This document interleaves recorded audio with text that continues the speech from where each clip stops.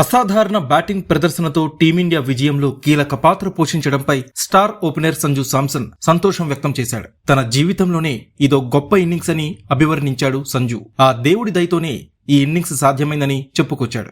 ICC T20 ప్రపంచ cup 2026 టోర్నీలో భాగంగా వెస్టిండీస్తో ఆదివారం జరిగిన డూ ఆర్ డై మ్యాచ్లో టీమిండియా 5 వికెట్ల తేడాతో గెలుపొందింది. సెమీఫైనల్ కి దూసుకు వెళ్లింది. Player of the match Sanju Samson 50 బంతుల్లో 12 ఫోర్లు, 4 సిక్సర్ల సహాయంతో 97 పరుగులు చేసి నాటౌట్ గా నిలిచాడు. అసాధారణ బ్యాటింగ్ ప్రదర్శనతో టీమిండియా విజయంలో కీలక పాత్ర పోషించాడు. ఈ మ్యాచ్ విన్నింగ్ ప్రదర్శనపై సంతోషం వ్యక్తం చేసిన సంజు, విరాట్ కోహ్లీ, రోహిత్ శర్మ, మహేంద్ర సింగ్ ధోని వంటి దిగ్గజాల్ని చూసే ఇలా ఆడటం నేర్చుకున్నట్టు తెలిపాడు. సంజు మాట్లాడుతూ, ఈ ఇన్నింగ్స్ నాకు ప్రపంచంతో సమానం. ఇది నా జీవితం.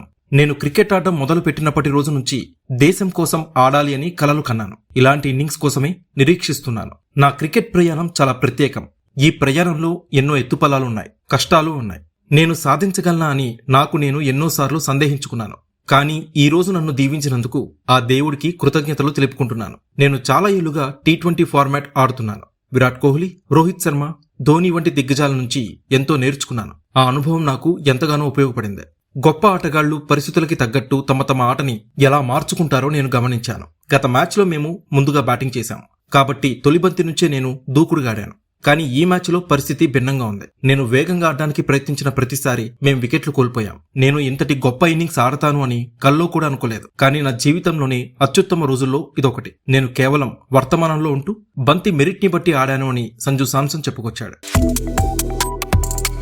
Subscribe to One India and never miss an update.